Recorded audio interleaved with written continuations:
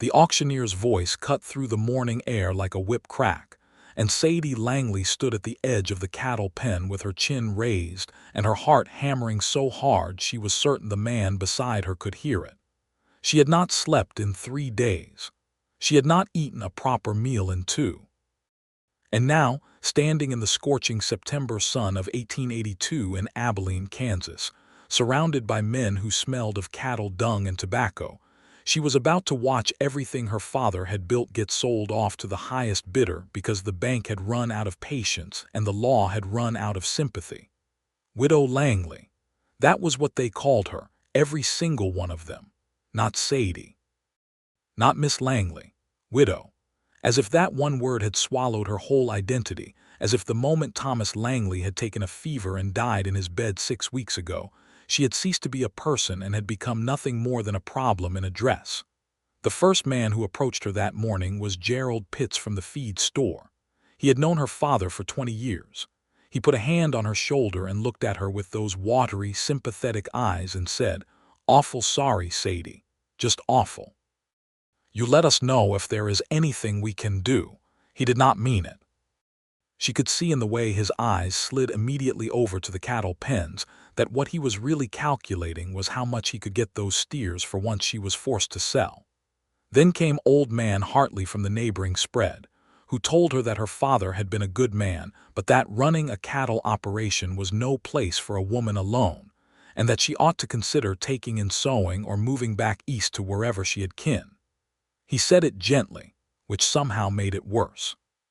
Pity wrapped in practical advice still felt like a coffin being measured, while the body was still warm. Then came the banker, Mr. Dewitt Crane, who expressed his deepest condolences in one breath and reminded her of the outstanding loan balance in the next.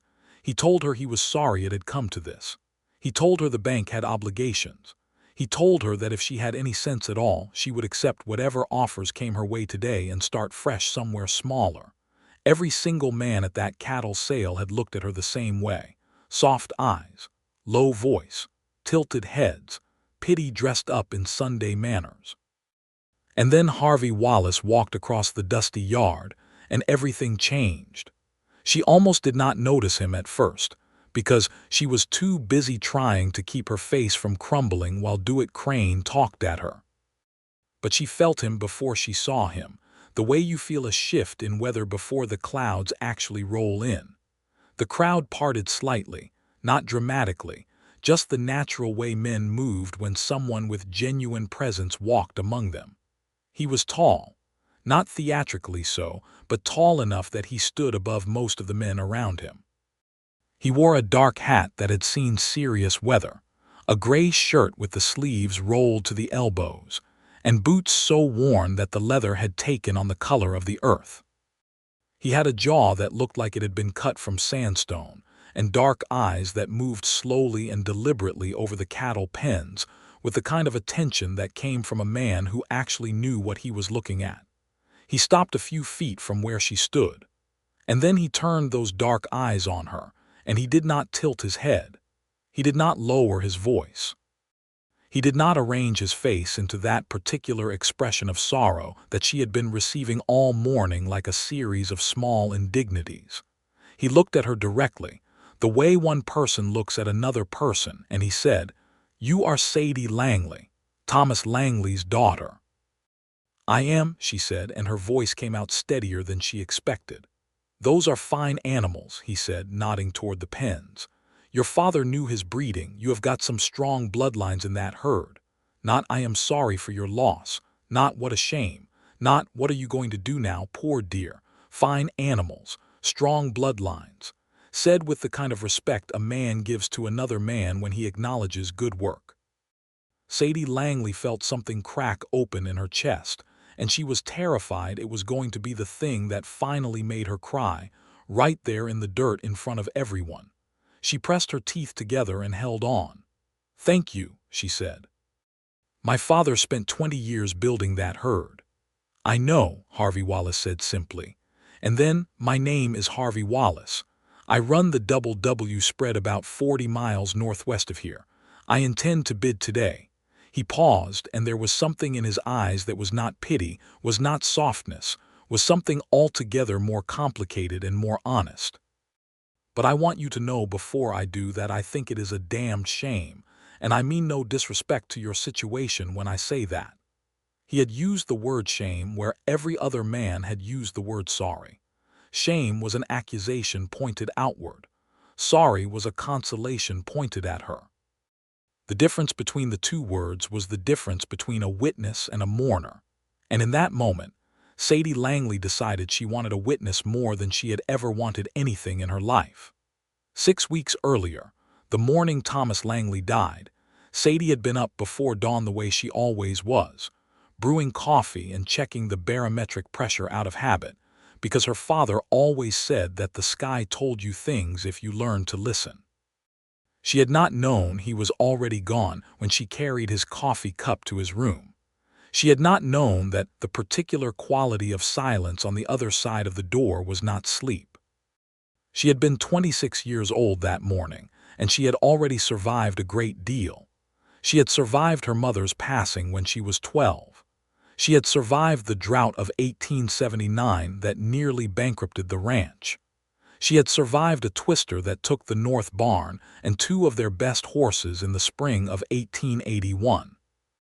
She had always assumed she was sturdy in the way her father was sturdy, forged by this flat, relentless Kansas landscape into something that could withstand extraordinary pressure. But she had not been prepared for the specific grief of losing the last person who had known her whole life. The person who remembered her at 5 years old catching fireflies in a jar. The person who had taught her to read a cattle drive contract and to judge a horse's soundness by the way it held its weight. Without Thomas Langley, she was a story with no one left who remembered the beginning of it. The trouble had begun almost immediately after the funeral. Dewitt Crane from Abilene Savings and Trust had appeared at her door within the week, hat in hand, with a letter that laid out what Thomas Langley owed the bank in numbers so stark they looked like accusations. She had known there was debt. Ranching was debt. Every rancher she had ever known operated in that permanent state of owing the bank something and working against it every season. What she had not known was that her father, in the last 2 years of quietly declining health, had borrowed more than she realized and had not managed to tell her before he died. The cattle were healthy. The land was good. But the debt came due in 60 days, and 60 days was not enough time to bring in a full season's earnings on her own, not without a foreman and a crew, and the kind of credit that a 26-year-old woman without a husband could not get from any bank in Abilene, Kansas, in the year 1882. She had tried every respectable avenue available to her. She had gone to 3 different men who might have served as backers or partners. All 3 had been kind. All 3 had declined. One of them, a man named Olin Marsh, had actually suggested that the most sensible thing she could do was find herself a husband quickly, and that he knew a few bachelors who might be willing, given the land attached to the situation. He had said it the way men said things they thought were helpful, with no awareness at all that what he was actually suggesting was that she trade her entire self as the solution to a financial problem. She had thanked him politely and walked out of his office and stood in the street outside for a long moment, breathing very carefully, before she went back to the ranch and spent the evening doing the math one more time, trying to find a number that added up to survival. It never did. And so she had arrived at the Abilene cattle yards on the first Tuesday of September 1882, dressed in her cleanest black dress, her father's ledger under her arm, prepared to watch the herd that had been her whole life be sold off lot by lot, while the men around her expressed their sympathy in voices that made her feel like something small and helpless. Until Harvey Wallace had looked at her and said, "Fine animals." The auction was loud and chaotic in the way that cattle auctions always were, the auctioneer's sing-song chant layering over the lowing of the animals, and the slap of bid paddles, and the constant low murmur of men talking to each other in the shorthand of people who did this all the time. Sadie stood at the edge of it all with her ledger pressed to her chest like armor, tracking the numbers as each lot sold, trying to calculate what she would have left when Dewitt Crane took his share. She watched Harvey Wallace bid. He was not reckless about it. He did not drive prices up carelessly the way some men did when they wanted to signal wealth.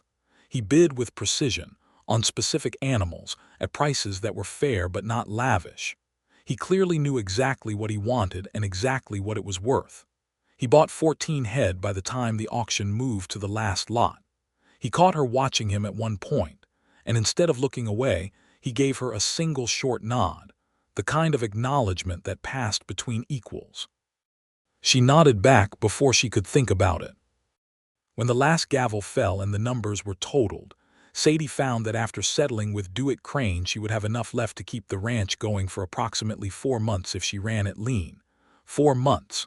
Not a life, not a solution, but a window. The narrowest possible window of light in an otherwise solid wall of difficulty. She was standing at the payment table, signing the bank's receipts with a hand that only shook a little, when Harvey Wallace came to stand beside her. He waited until the bank's man moved away before he spoke. "Where do you go from here?" he asked. It was such a direct question that it caught her off guard. Not, "What will you do?" Not, "Do you have people who can help?" But "Where do you go from here?" As if he was genuinely asking for a destination, as if he understood that this was about direction and not just circumstances. "Home," she said. "I still have the land. 4 months' worth of operation money if I am careful. After that, I do not know." He was quiet for a moment, and she could feel him thinking the way some men did, not frantically, but methodically, like he was examining the problem from several angles before committing to a direction. "I need a second operation," he said finally. "My spread has grown faster than my land can sustain.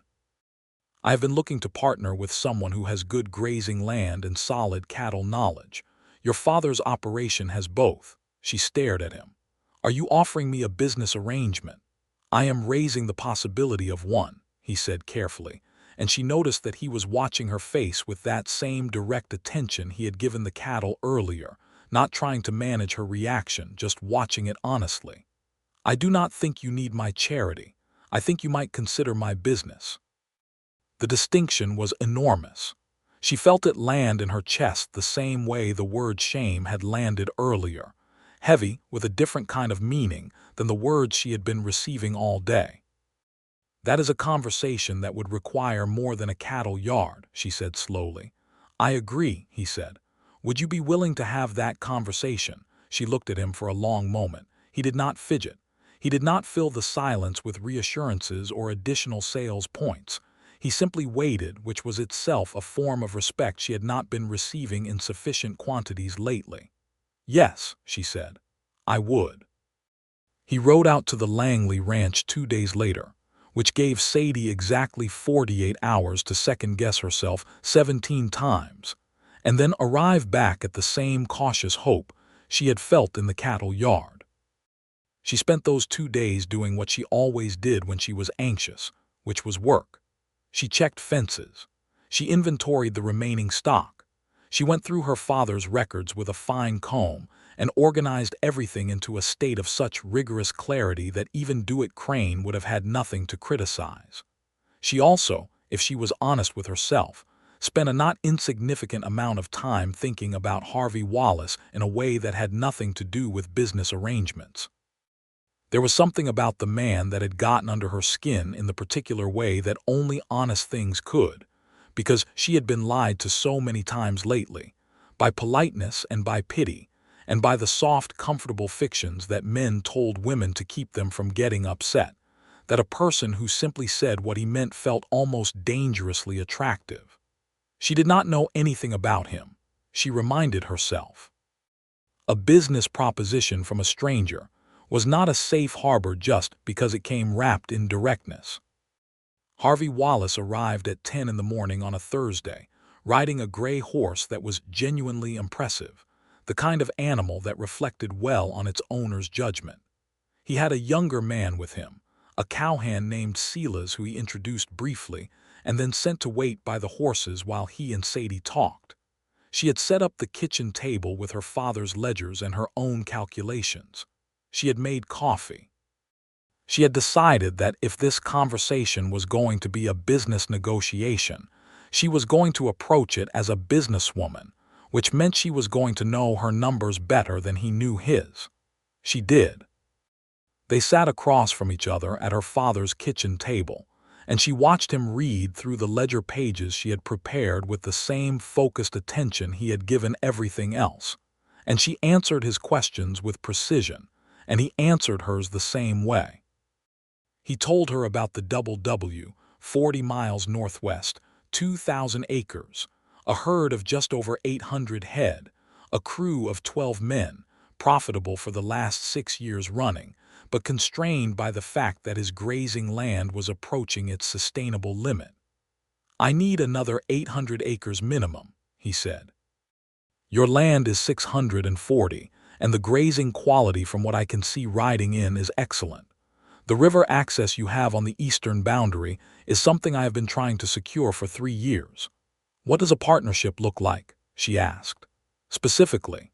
He leaned back slightly in the chair, and for the first time she saw something that might have been a faint appreciation in his expression, the look of someone who was pleased to be asked a direct question. "That is what I would like us to figure out together," he said. "I have some thoughts. I imagine you have thoughts of your own. A good arrangement would include both." "My thoughts," she said, "are that I want to keep the Langley name on this land. I want to be a genuine partner, not a landowner who simply leases to you and gets a percentage. I want operational involvement." "I would not expect anything less," he said, and he seemed to mean it. "You know this land and these cattle. It would be wasteful not to use that." They talked for 3 hours. It was the most honest conversation Sadie had had with anyone since her father died. There was no performance in it, no managing of her feelings or his, no soft edges put around difficult realities. When the numbers were challenging, they said so. When there were risks, they named them. When there was something neither of them knew the answer to yet, they acknowledged it and moved on. By the end of the morning, they had the rough shape of an agreement. He would invest capital in the operation to clear the remaining debt and fund a proper spring season. She would contribute the land and her expertise. Profits would be split on terms they had both found fair after some negotiation. She would retain clear title to the Langley land and have veto rights over any decisions that directly affected it. It was a good deal. She had looked at it from every angle, and it was a genuinely good deal, which was itself somewhat suspicious. "Why?" she asked when the papers were set aside and the coffee was cold. He raised an eyebrow. "Why this? Why me? You could have found other land, other arrangements, men who would have been easier to deal with." He was quiet for a moment in that deliberate way he had, and then he said, "Because your father built something real here. Because you are clearly someone who is capable of running a serious cattle operation, and the only thing stopping you is capital and not ability. And because," he paused, and there was something in the pause that was different from the business tone of the previous 3 hours, something more personal. "I have been watching men treat competent women like charity cases for long enough that it offends my sense of what is right." She looked at him across the table, and she felt the complicated truth of the moment, that she could not entirely separate the business from the man who was offering it, and that the man who was offering it had already, in 2 days and 1 morning, shown her more genuine regard than she had received from the entire rest of the world in the past 6 weeks. "All right," she said. "Then let us make this work." The papers were drawn up in Abilene at the end of September, witnessed by a lawyer named Marcus Freed who had known Thomas Langley, and who told Sadie privately that he thought the arrangement was solid and fair. Dewitt Crane at the bank was visibly surprised when she walked in with Harvey Wallace and the capital to clear the entire note. He offered them his congratulations with an expression that suggested he was recalibrating his estimate of Sadie Langley somewhat dramatically. She let him. The first weeks of the partnership were strictly professional in the way that two people who are very aware of each other sometimes work, carefully, with deliberate attention to the task rather than to each other. Harvey rode out to the Langley spread 3 or 4 times a week, and they worked alongside each other in the way that people do when they are both genuinely invested in something, with the easy shorthand that develops between people who have the same instincts about land and animals. She noticed things about him slowly, the way you notice things about a person when you are trying very hard not to. He was patient with the animals in a way that said something about his character. He was fair to his crew, to Sila's and the other hands who sometimes came out with him, in a way that she could see they respected rather than simply tolerated. He never used his size or his voice to push a point when evidence would do the same job more cleanly. He noticed things about her too. She could feel it, not in an uncomfortable way, but in the way you feel someone paying attention, the way the quality of the air changes when someone is genuinely present with you rather than simply sharing a space. In October, one of the horses from the Double W was brought over to the Langley spread for treatment after taking a bad step in a gopher hole, and Harvey stayed later than he needed to, watching her work on the animal's leg with the calm efficiency of someone who had done it 100 times.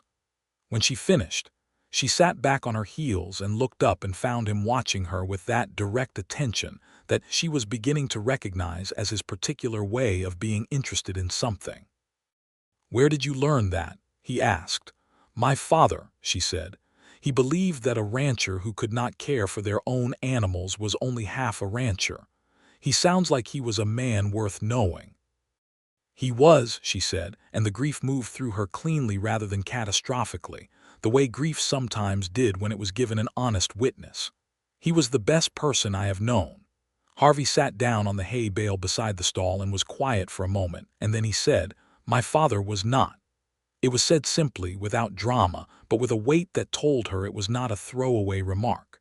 She waited, the way he had waited for her at the cattle sale, giving the silence room. "He was a hard man in ways that were not useful," Harvey said. "Hard in ways that broke things rather than building them. I came west to do something different with that." He paused. "The Double W is what that looks like when it works." "It works," she said. "What you have built is real." He looked at her. "So is this," he said, and she was not entirely certain what this referred to, the partnership, the spread, or the particular quality of the evening air between them, but she did not ask because she thought maybe it was all three. November came in cold, the way Kansas Novembers did, with a wind off the plains that had nothing to stop it and no intention of being stopped. The work got harder and more physical, the kind of work that leaves you too tired for complicated feelings at the end of the day. And yet somehow Sadie found that her feelings about Harvey Wallace were becoming less complicated rather than more, resolving themselves from the initial tangle of wariness and gratitude and cautious professional respect into something cleaner and more specific. She looked forward to the days he came to the spread. Not just to the work they did together, though that was genuine, but to the conversations they had that wandered away from cattle and pasture rotation and water rights into other territories. She learned that he had come to Kansas from Virginia originally, following work west the way many men had done after the war had scoured the East of its particular assumptions about how life was arranged. He had started with nothing and built the Double W over 12 years of work that was not glamorous or dramatic, but simply relentless and intelligent. She told him things too. About growing up on the Langley spread, about learning to read the sky, about the particular loneliness of being competent at things that were not considered appropriate for a woman, and having to perform a different, softer version of herself for the world, while the real version handled the actual problems. She had not said that out loud to anyone before. The words surprised her by existing. He heard them without trying to argue with them or comfort them away, which was exactly the right response. In the first week of December, a situation arose that clarified several things very quickly. A man named Court Bellamy, who ran a small operation on the western edge of the county, had been making overtures about buying the eastern strip of Langley land, the piece with the river access that Harvey had mentioned as valuable. Bellamy had been coming around the edges of the issue for weeks, and Sadie had been politely firm each time. But Bellamy was not a man who took polite firmness as his final answer, and on a Tuesday morning he arrived at the Langley ranch with a legal document that he claimed gave him a right of first refusal on the eastern strip based on an agreement he said Thomas Langley had signed 2 years earlier. The document looked real. Sadie felt cold looking at it, the specific cold of a trap closing. She had Harvey ride out within the hour, not because she needed him to defend her, but because the document affected the partnership and he had a right to know about it, and also because she trusted his judgment in a way that had become fundamental to how she operated. He read the document carefully. He asked Bellamy 3 questions, each more specific than the last, about the circumstances of the signing. Bellamy answered the first 2 smoothly. He stumbled on the third, which was about who had witnessed the signature. Marcus Freed, Harvey said after he heard the name Bellamy gave. I will ride to Abilene today and ask him. Bellamy's face changed. Just slightly, just for a moment, but Sadie caught it. That is unnecessary, Bellamy said. The document speaks for itself. Documents speak through witnesses, Harvey said pleasantly. I will be in Abilene by afternoon. Bellamy left. Harvey rode to Abilene.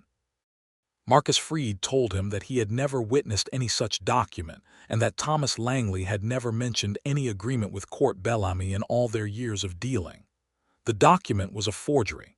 When the county sheriff, a steady man named Art Prentice, was brought into the matter and Bellamy was confronted with Freed's statement, the false claim collapsed entirely.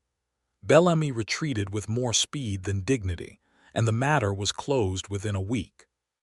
What stayed with Sadie after it was over was not the relief, though that was real, but the memory of Harvey sitting across from her at the kitchen table that evening after everything had been resolved, drinking coffee and telling her exactly what Freed had said and what Prentice had decided, and every step of how it had been handled, not because she needed to be briefed, but because it was her ranch and her business, and he understood that she deserved to know every detail.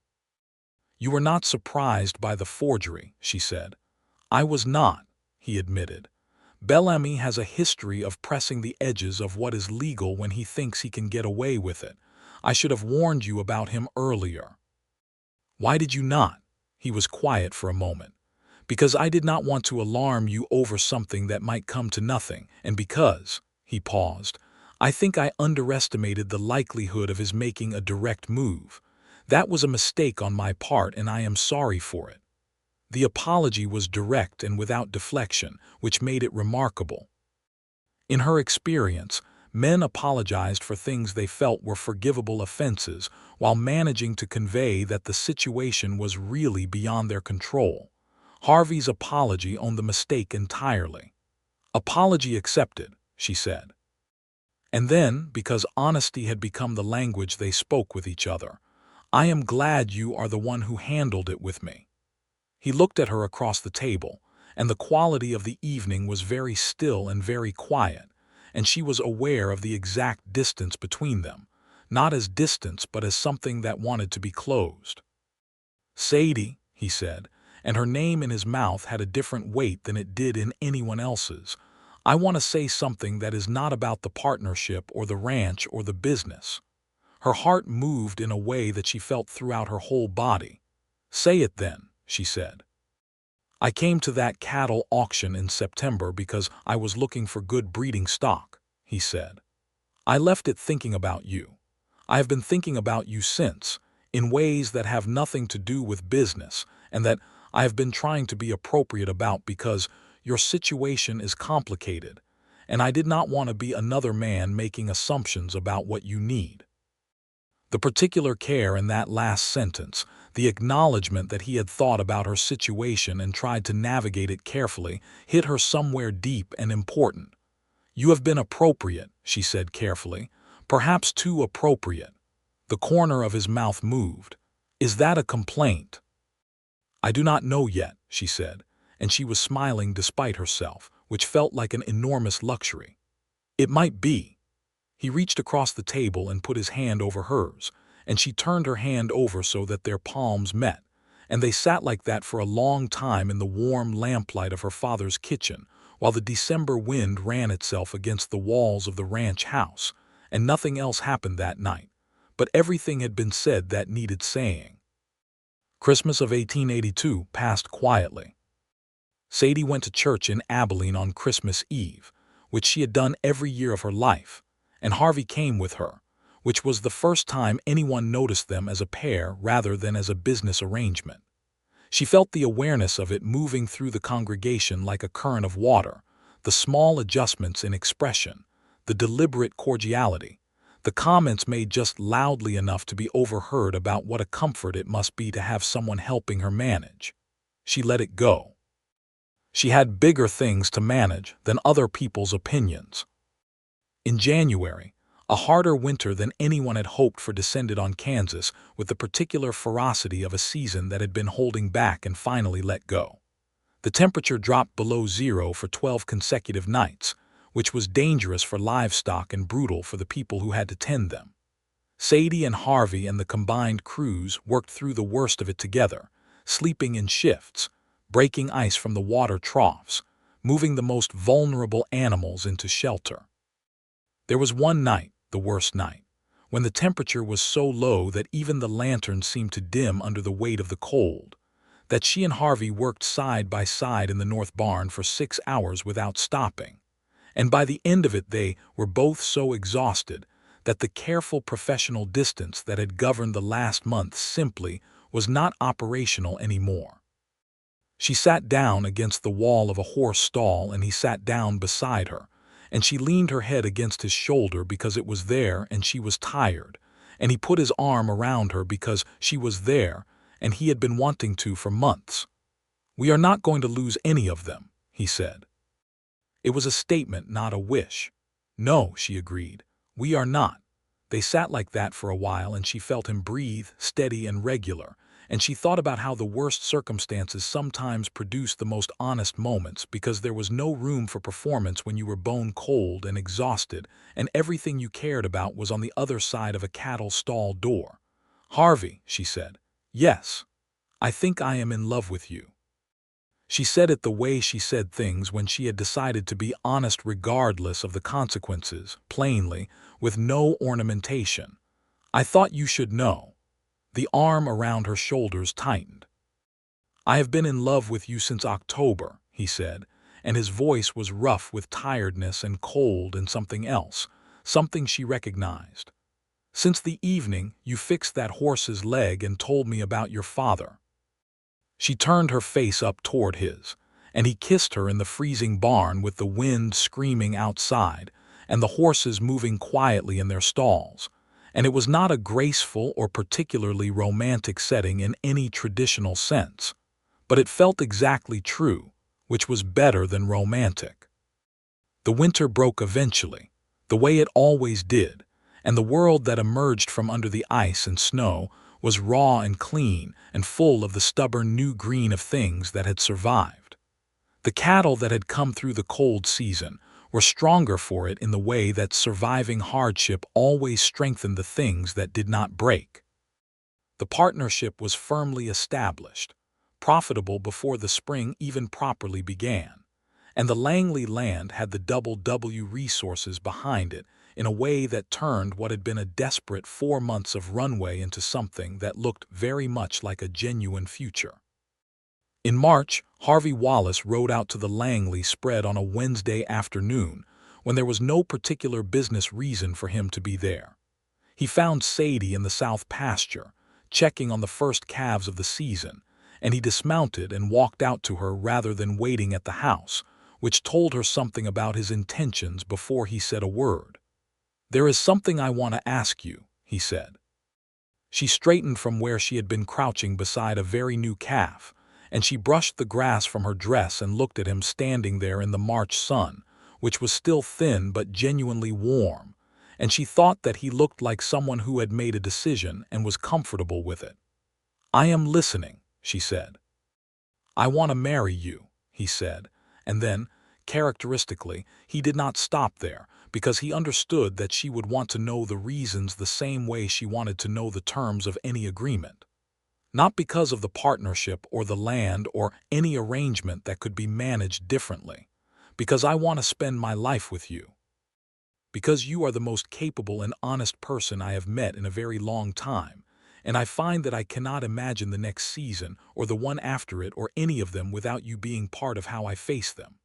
She looked at him for a long moment, and the calf beside her made a small, determined sound, and the sun was coming through the cloud cover in long, bright strips, and the whole world felt raw and possible. "Yes," she said, "I want that too." He crossed the distance between them and took her face in his hands and kissed her properly, in the full March light, with no freezing barn walls around them and no emergency to justify the closeness, just the clean, simple fact of two people who had chosen each other. They were married in May of 1883, in the small Methodist church in Abilene, where her father had worshipped for 30 years. Marcus Freed stood up as a witness. Harvey's crew came in from the Double W, looking scrubbed and slightly uncomfortable in their good clothes. Several women from the town came, some of whom had known Sadie all her life, and some of whom were meeting Harvey for the first time, and clearly revising whatever assumptions they had formed about a widow who had turned a desperate cattle auction into something entirely unexpected. Sadie wore her mother's dress, altered to fit her, a deep cream color that had survived 30 years in a cedar chest with remarkable grace. She carried wildflowers because that seemed right, because the wildflowers that grew along the Langley land's fence lines had always been one of the specific beauties of the place. When the minister asked if she took Harvey Wallace as her husband, she said, "I do," in a voice that was clear enough that everyone in the small church could hear it, which was not accidental. The reception was held on the Langley spread, because it was bigger, and because it was important to her that the first celebration of this new life happen on the land that had been the beginning of everything. Tables were set up in the yard, and one of Harvey's crew, a man named Pedro Salinas who turned out to have a remarkable voice, played guitar and sang in Spanish and English while the evening came in soft and golden over the prairie.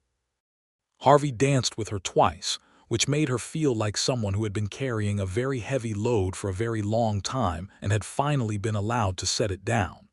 "What are you thinking?" he asked her during the second dance, when the sky was going pink and the lanterns were starting to matter.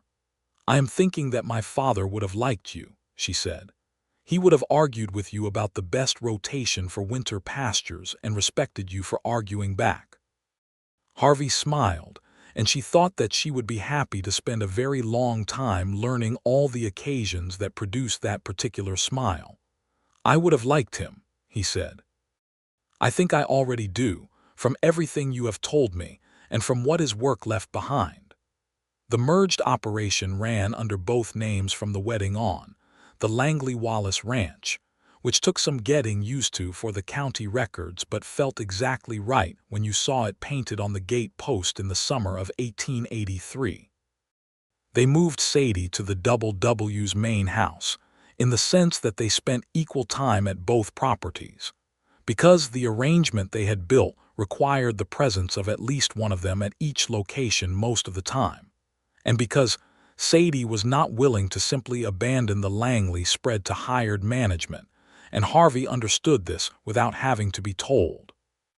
The combined operation was profitable in a way that grew rather than stayed static. Harvey had the instinct for expansion that came from having built something from nothing and knowing which risks were calculated rather than reckless. Sadie had the detailed knowledge of land management and cattle health that came from having grown up on a working ranch. Together, they made decisions that neither would have made alone, and those decisions were consistently better for having two different kinds of knowledge applied to them. She ran the books herself, the way she had always run her father's books, and found that the Double W's records, while kept, were kept less elegantly than she would have preferred. She reorganized the accounting system over the course of 3 weeks in July, and when she presented the new ledger structure to Harvey, he studied it for a long time and then said, "I should have hired a bookkeeper 6 years ago," which was his way of saying it was significantly better. "You should have," she agreed, without any false modesty, because she had learned that with him false modesty was as pointless as lying. He knew what good work looked like. In the autumn of 1883, a situation arose with a competing rancher that threatened to become a serious legal dispute.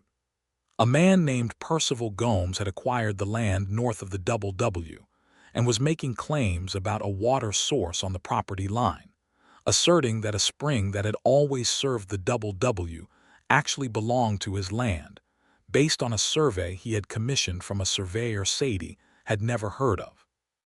The situation had the same smell as the Bellamy forgery, the smell of manufactured legality designed to pressure rather than to establish genuine rights. But it was more sophisticated than Bellamy's attempt, involving actual documentation that required proper legal response rather than simple witness testimony.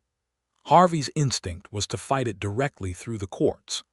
Sadie's instinct was to examine the original survey records first, because she had learned from the Bellamy situation that the first layer of any fabricated claim was usually the most vulnerable. They went to the county land records together and spent 2 days going through documents, and on the second day Sadie found the original survey of the Double W property, filed in 1877, that placed the spring unambiguously within Double W boundaries by 40 feet. The new survey Gomes had commissioned contained a measurement error. Whether accidental or deliberate was something she chose not to spend energy deciding. That could be definitively refuted by the original filing. Marcus Freed filed the counter-documentation within a week. The dispute was resolved in their favor before winter. "You are very good at this," Harvey told her afterward, and she heard in the words the same respect that had arrested her attention the first morning at the cattle yard, the respect of a person who saw her work clearly and named it accurately. "I know," she said, and she was smiling when she said it because she had earned the right to know it. The winter of 1883 was gentler than the previous one. They spent it in the way that people spend winters when they have built something that works, with the satisfaction of tending what they have built rather than the anxiety of defending it. There was still hard work. There was always hard work in this life. But there was also the particular quality of winter evenings when the work was done, and the fire was going, and the house was warm, and the person you loved best was in the same room with you. Sadie had not known how much she had missed that specific comfort, the presence of another person not as a rescue or a resource, but simply as a companion. She had lived alone on the Langley spread for the 6 weeks between her father's death and the cattle auction, and those had been the longest and most achingly quiet weeks of her life. Now the quiet was a different quality entirely, full rather than empty. Harvey read in the evenings more than she had expected, historical accounts and practical agricultural texts, and the occasional novel that he admitted to with mild embarrassment. She read too, and they sometimes shared books, and those conversations about what they had read and what they thought about it felt like a particular form of intimacy, the sharing of interior life. In the spring of 1884, she realized she was expecting. She sat with the knowledge for a week before she told Harvey, not because she was uncertain about it or uncertain about him, but because she wanted to carry it alone for just a little while, the way you carry something beautiful before you share it, because the sharing is irreversible, and you want one moment of pure private joy before it becomes something that belongs to 2 people. She told him on a Sunday morning in April, when the light was coming through the kitchen windows at an angle that turned everything gold. She simply said, "I'm going to have a baby," and watched his face change through something extraordinary, the full force of a feeling hitting someone who did not perform his feelings but experienced them directly. He came around the table and held her face in his hands and looked at her for a long moment without saying anything, and then he said, "I am so glad," in a voice that had something in it she had not heard before, something close to reverence. "So am I," she said. The pregnancy was not particularly difficult. Sadie was strong and healthy, and she continued working through most of it because she was incapable of doing otherwise. and because Harvey understood this and did not make the mistake of trying to wrap her in cotton wool. He did, quietly and without making a production of it, arrange for certain tasks to be taken on by other hands, and he did this so smoothly that she mostly did not notice she was being managed until she was being managed so gently as to not feel managed at all.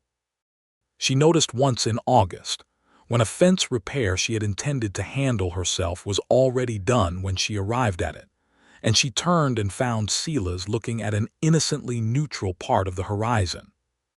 "Harvey," she said. "I cannot say anything about that," Silas replied. She thought about being irritated and decided not to be. The fence was repaired. She was 8 months pregnant. She had other fights she wanted to save her energy for. The baby was born in November of 1884 on a morning so clear and cold that the air outside had a crystalline quality, each breath of it distinct. It was a boy, healthy and loud in the way of babies who have arrived with strong opinions about the world.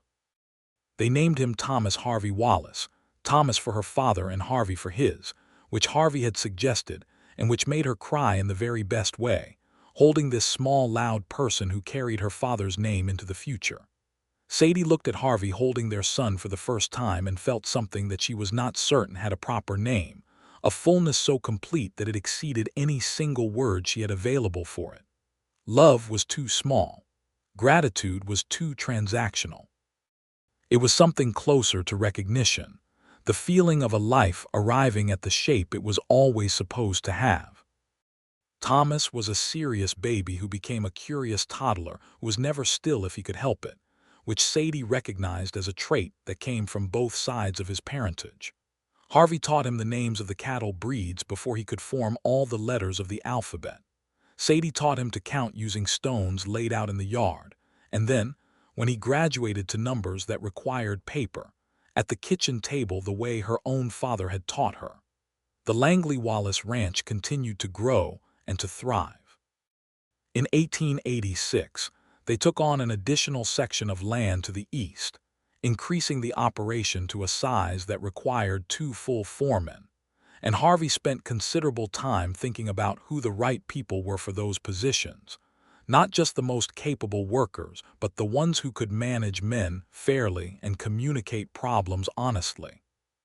Sadie sat in on those hiring conversations by mutual agreement, because her judgment of people had proven to be reliable in ways that Harvey acknowledged without any apparent difficulty. She was aware that this was not how most ranching partnerships of this kind were arranged.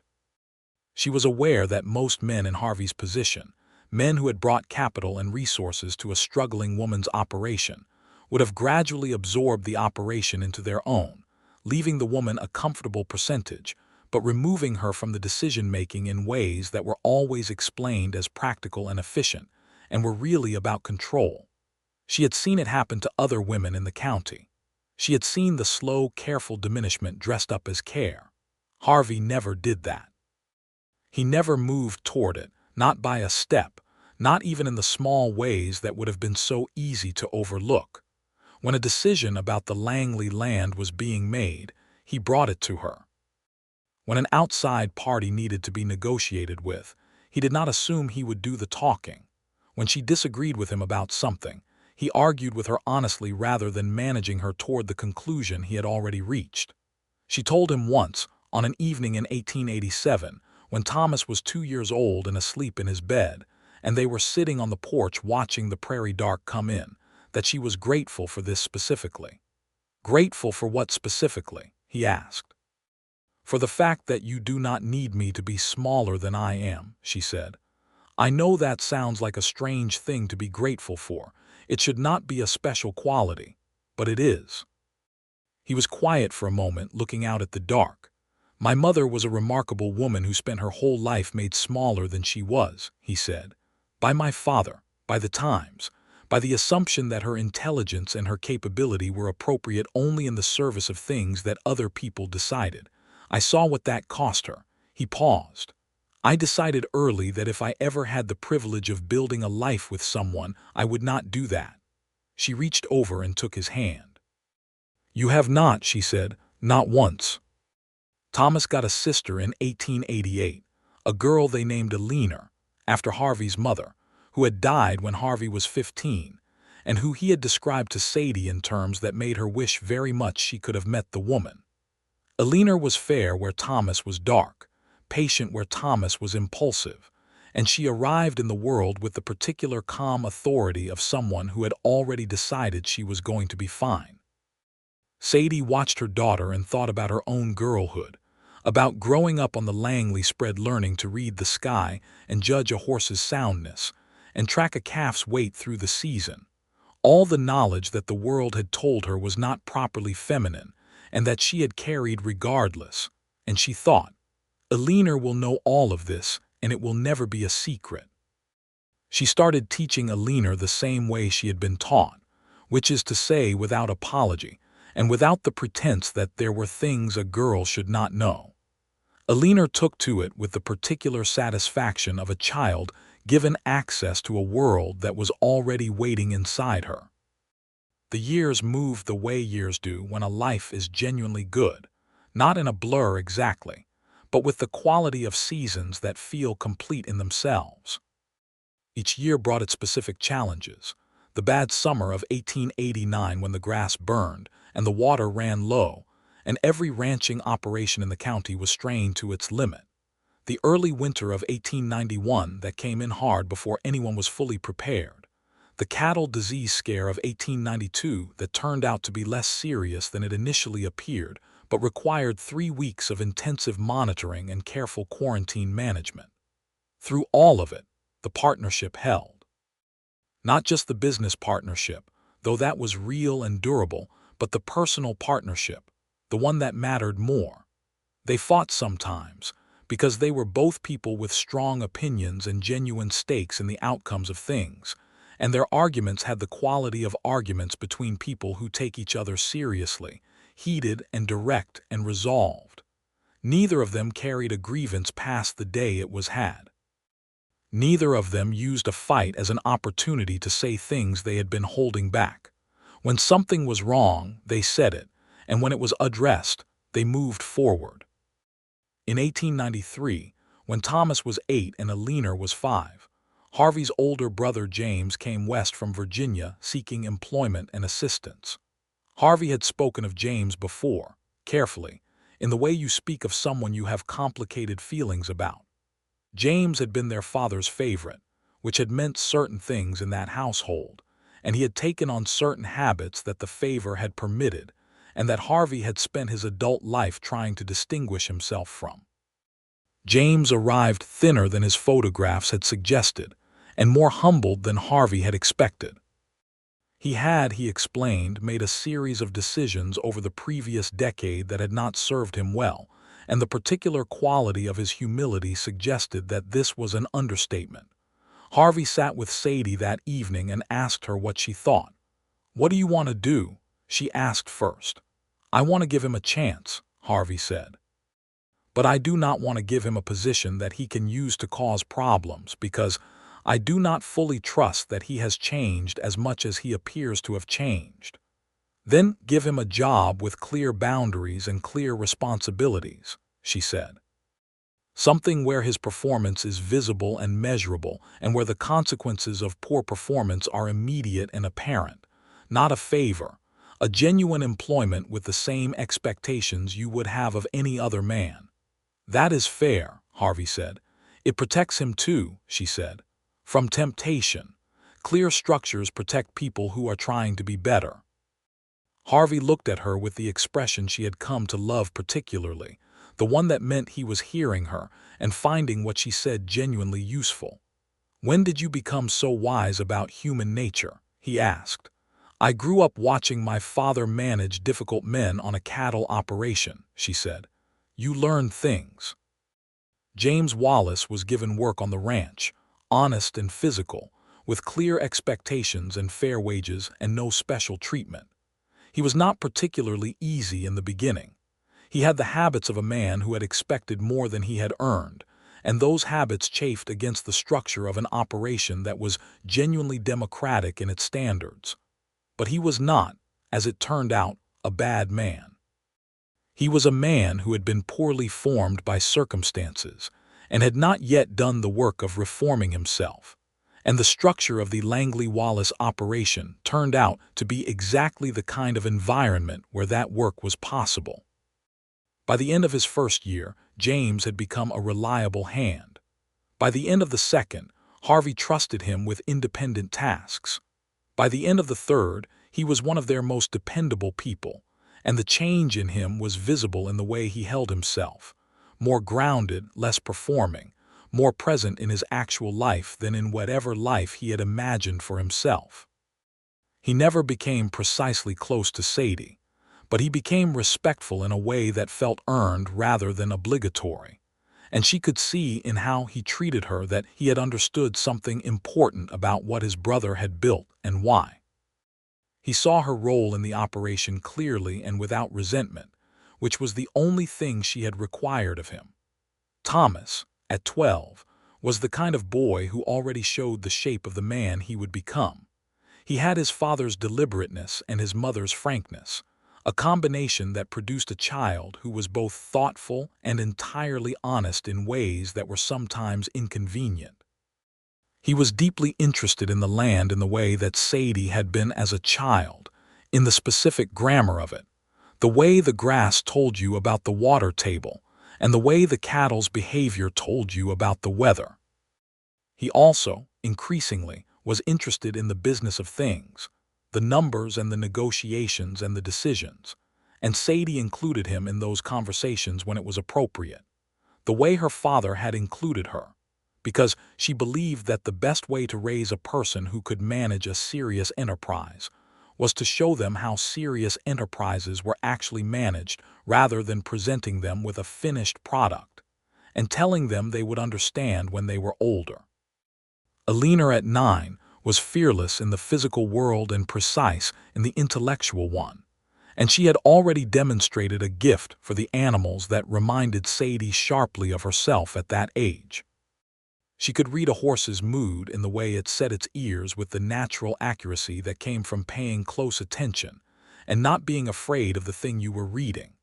She had also, at 9, already encountered the thing that Sadie had encountered all her young life, the mild, persistent suggestion that her interests were not quite right for a girl, offered by well-meaning women at church and less well-meaning children at the schoolhouse. She came home from school one autumn afternoon with her jaw set in a particular way that Sadie recognized immediately. "Tell me what happened," Sadie said, setting down what she was doing because this was more important. Abilene told her. A teacher had suggested gently that Aline's preoccupation with the ranch might be better channeled into the domestic arts, which would serve her better in the long run. Several children had agreed, in the way children agreed with authority figures when it gave them an opportunity to distinguish themselves from someone. Sadie listened to all of it and did not say anything until Abilene was finished. "How did it make you feel?" she asked. "Angry," Abilene said. "And also like maybe they were right, and I do not want to feel like maybe they were right because I do not think they are." "They are not," Sadie said. "They are repeating something they have been told, and what they have been told is wrong, but you will hear it many times in your life and you need to know what to do with it." "What do you do with it?" Abilene asked. "I let it make me accurate," Sadie said. "Every time someone tells me I cannot do something, I make sure I know exactly how to do it better than they can, not out of anger because anger is expensive, out of the pleasure of knowing what I know." Abilene considered this. "And if they still do not believe it?" "Their belief is not what makes it true," Sadie said. "Your knowing makes it true." Abilene was quiet for a moment. Then, "Did you have to do that a lot?" "When you were young." "All my life," Sadie said. "And then I met your father, who never needed me to pretend I knew less than I did, and I discovered that the goal was not to convince everyone. The goal was to find the people who see you clearly and build your life with them." Harvey had heard the last part of this from the doorway, and when Sadie looked up and found him there, she saw that same expression, that full and honest attention that had been the first thing to tell her he was different from the men who had pitied her. The years continued to build on each other. In 1896, Thomas at 11 and Abilene at 8, the Langley Wallace Ranch achieved a size and profitability that placed it among the top operations in the county, a fact that would have been remarkable from a business perspective even without the story behind it, and was more remarkable still, because the story behind it was the specific story of a woman at a cattle auction who had been pitied by everyone, except the one man whose respect had changed the trajectory of everything. The neighbors knew the story.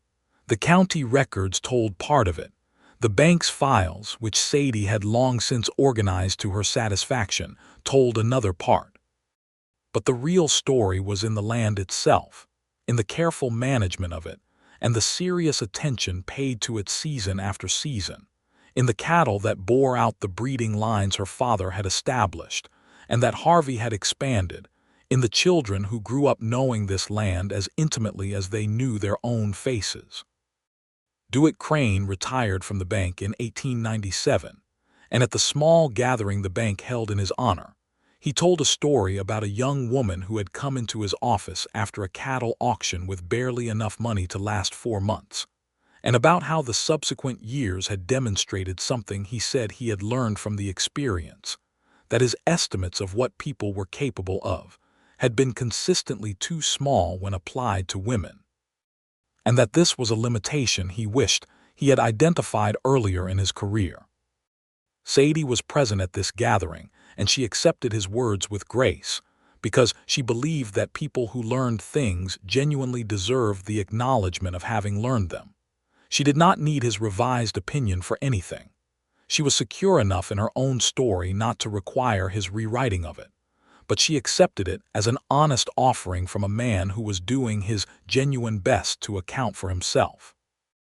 Harvey stood beside her during that speech, close but not performatively so, in the way of a man who was present with his wife rather than presenting with her, and she felt him at her side the way she felt everything about him now, as a constant and unremarkable good, the way you feel the specific air of a place you have loved for long enough that you no longer notice it consciously but would be immediately bereft without it. "How are you feeling?" he asked quietly, when the room's attention had moved elsewhere. "Amused," she said honestly, "and a little sad, not for myself, for all the years of all the women who never had someone who changed the story the way mine was changed." He was quiet for a moment, and then he said, "I think you would have changed it yourself eventually, with or without me." She considered this. It was possible. She was not the kind of person who stayed trapped by circumstances for long, but she was also honest enough to know that the cattle auction had been a genuine crisis, and that the timing of Harvey Wallace's arrival in her life had been the specific kind of luck that it was possible to be grateful for without diminishing what you had built on top of it. "Perhaps," she said, "but I prefer the story I got." He looked at her.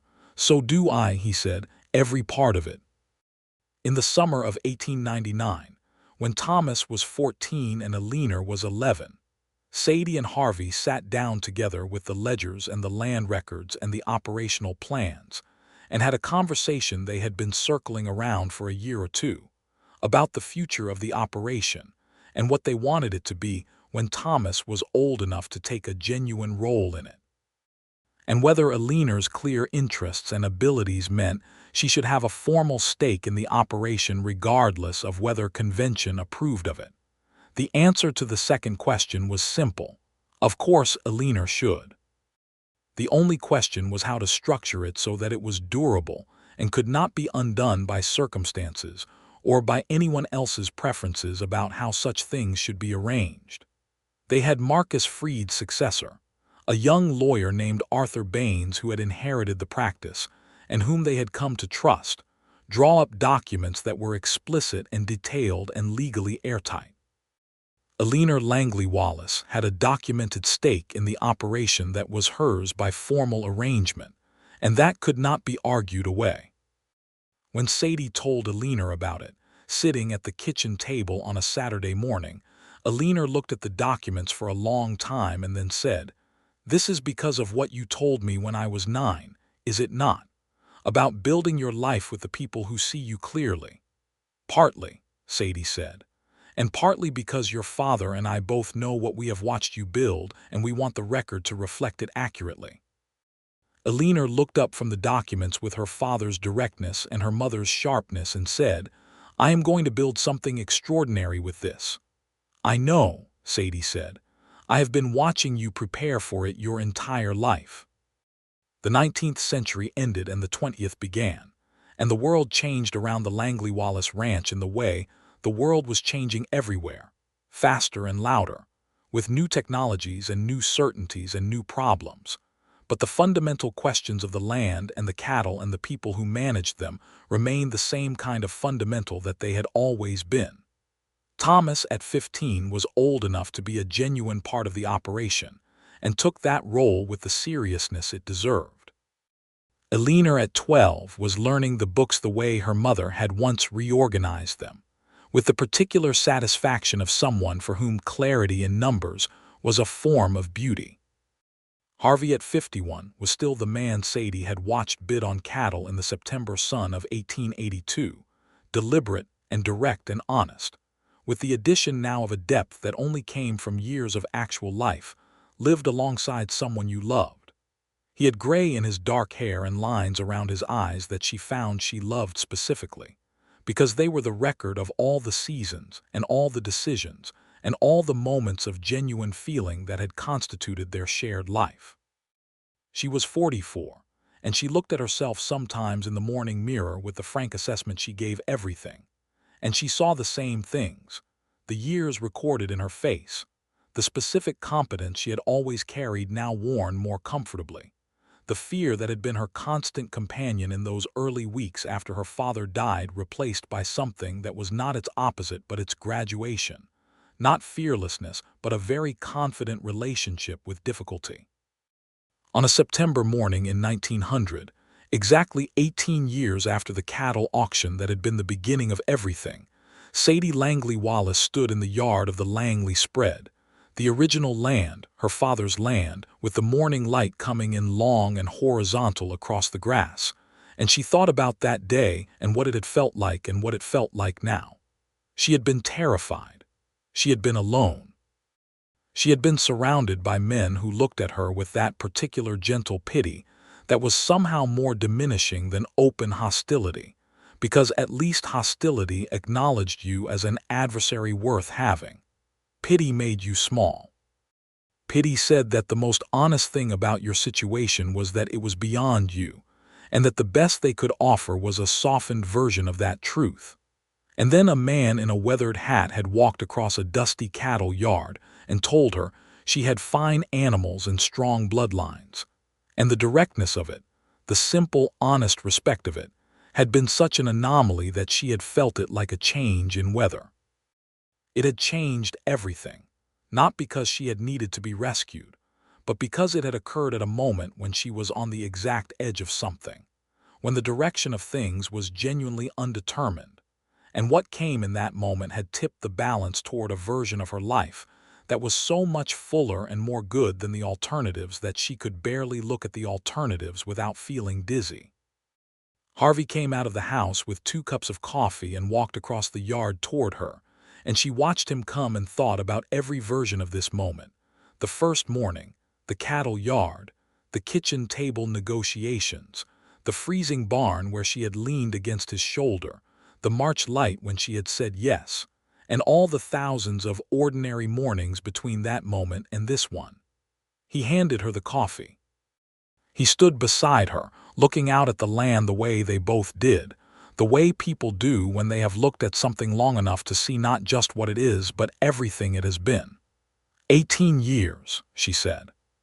Since September 1st, 1882, he confirmed, and the fact that he knew the exact date was not surprising to her. He was a man who paid attention to the things that mattered. "You bid on 14 of my father's cattle," she said.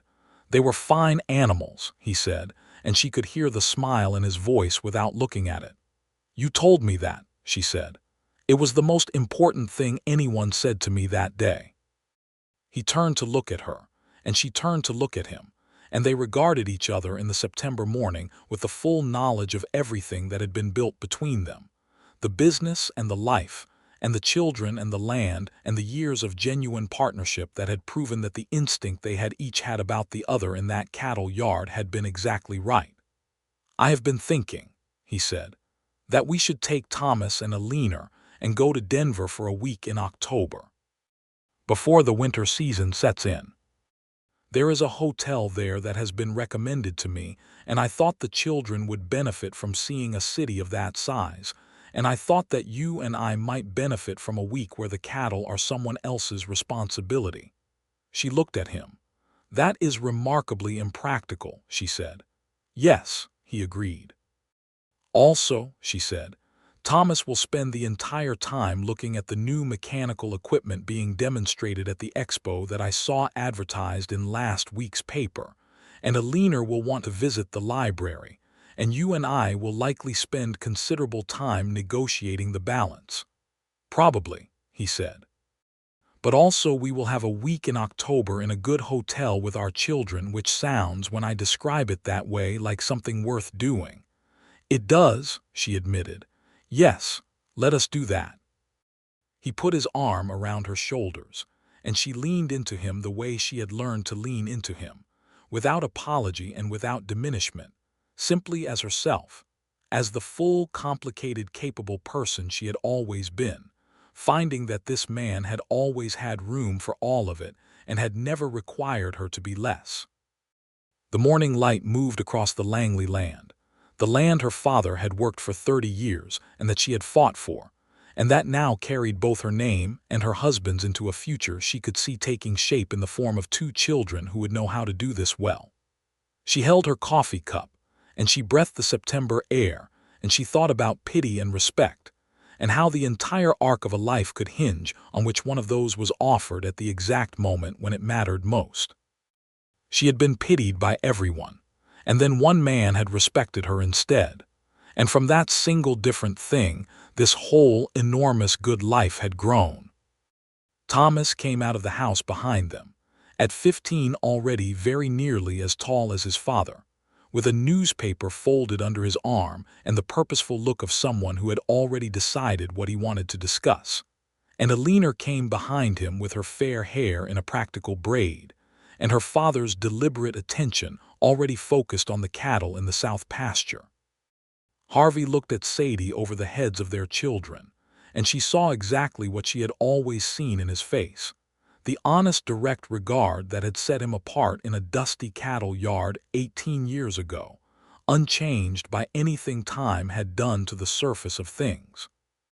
She raised her coffee cup slightly, a small private gesture. He answered it with the same.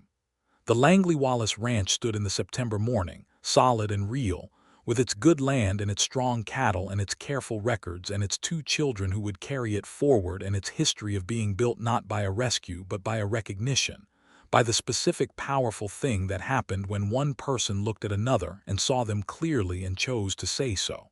It was enough. It was more than enough. It was, as Sadie had once heard her father say about the land on a morning that looked exactly like this one, exactly what it was supposed to be.